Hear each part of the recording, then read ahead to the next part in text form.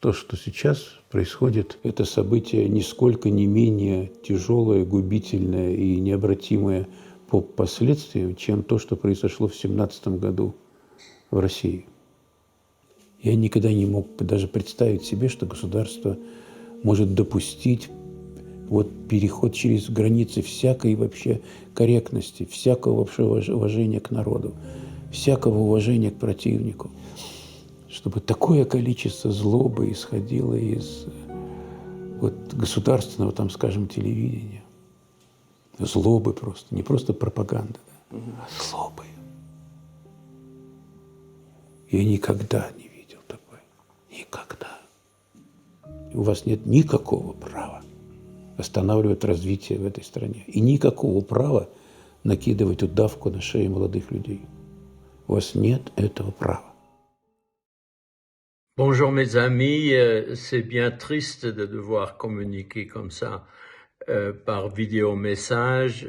Qu'est-ce qu'on peut dire d'autre que nous sommes tous affligés, épouvantés. Ne nous attendons pas du tout à ce que en Europe, il y ait encore une fois une guerre et que nous soyons quasi impuissants face au mal. Parce que c'est bien le retour, on pourrait presque dire, du mal dans la politique.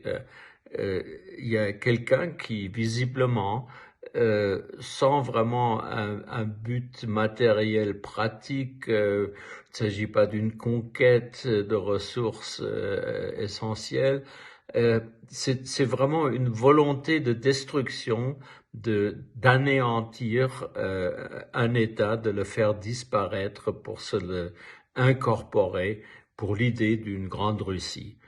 Or, je crois que plus ça avance, plus il faut que nous nous souvenions des Russes, des amis russes que nous connaissons, des films russes que nous avons vus, que nous voulons revoir, parce que Poutine n'est pas la Russie. Et les Russes ne sont pas Poutine et ne se sentent pas représentés par lui. Il faut nous rappeler cela. Il y a qu'à lire la littérature contemporaine aussi bien que classique. Il y a qu'à voir les classiques du cinéma soviétique. Il y a à voir les films de ces années qui viennent de passer, les films de Sokourov, Léviathan. Enfin, ma mémoire ne me permet pas de citer les titres. Vous les connaissez mieux que moi. C'est cette image-là.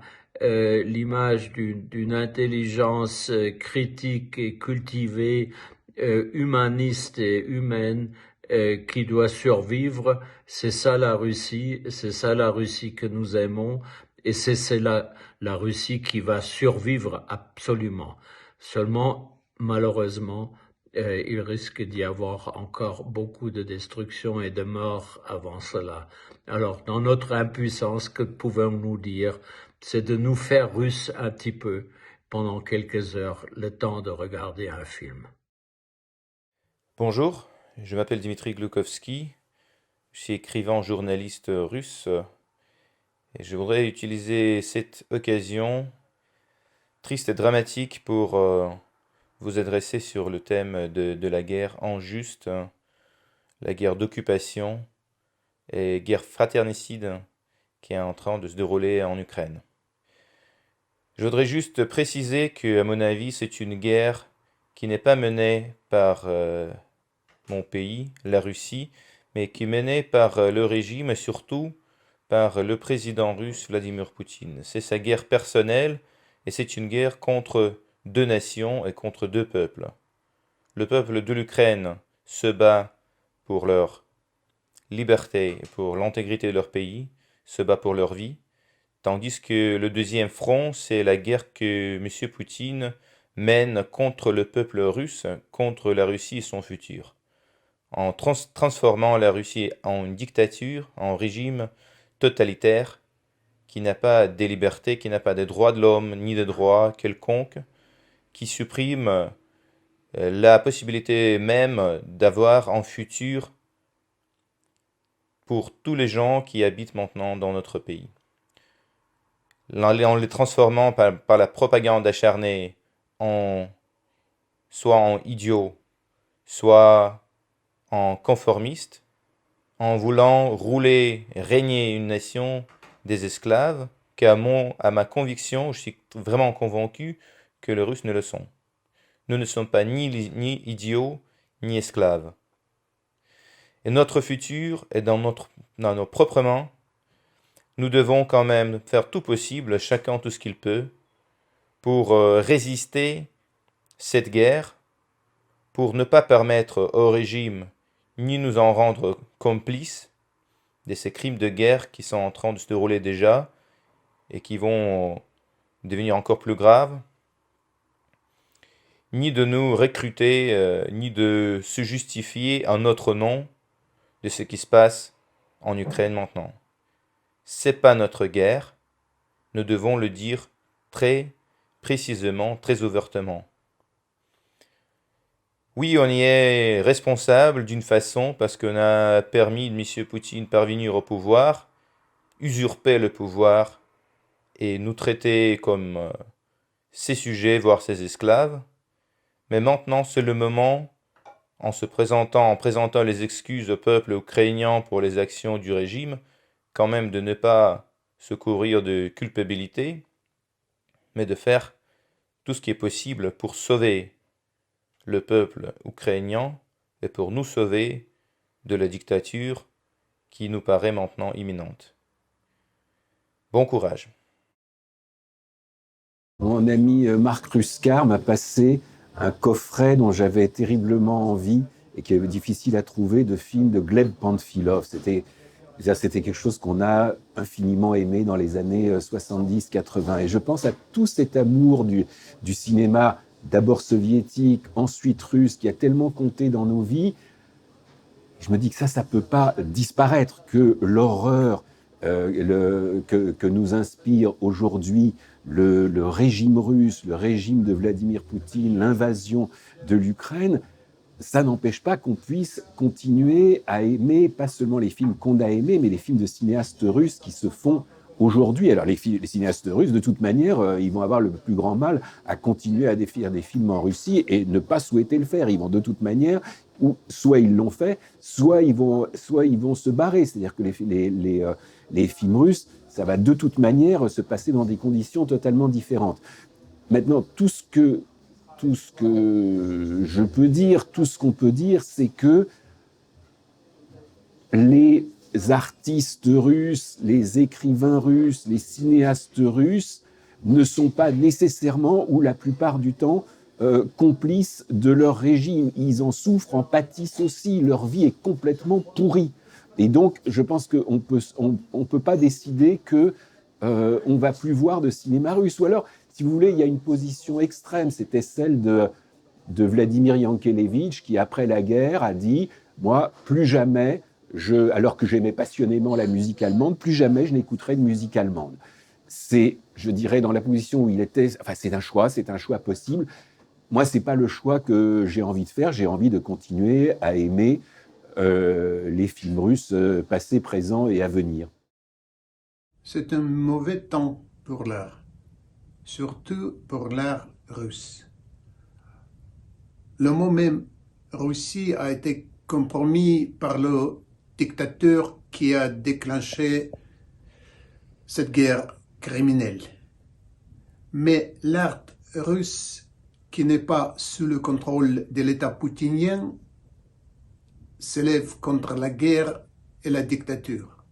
C'est la vraie Russie. En soutenant l'Ukraine, n'oubliez pas de soutenir la vraie, libre Russie. Nous ferons front avec le monde entier contre cette monstruosité. Et nous gagnerons ensemble, sans doute. Hello, guys. My name is Nigina Saifullayeva. I'm a film director from Russia. It's not so easy to talk in these days. Anyway,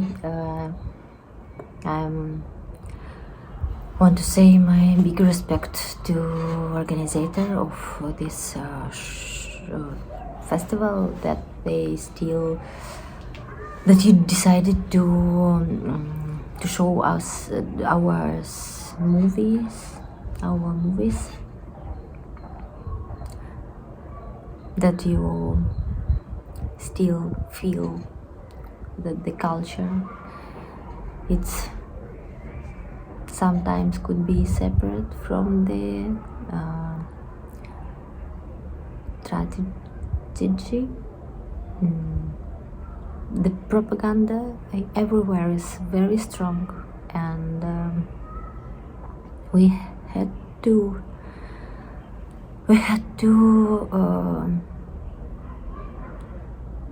feelings and thinking more than television.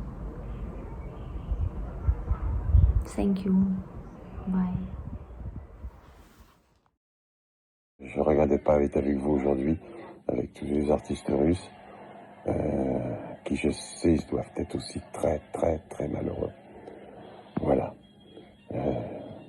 J'espère qu'il y a encore un peu d'espoir que tout ça se passe le plus possible. Au revoir.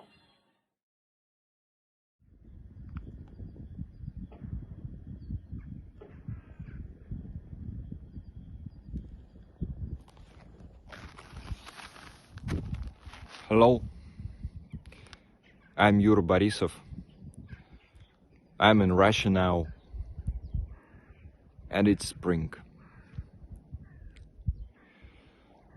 I was born here and raised here, and for me it's a disaster what's happening now. I can't find my place. I don't know what I have to do. I know just one thing, that I can try to save connections between people, between us. That's why I think that it's very, very, very important that you are here and watching this film. Thank you. Be healthy.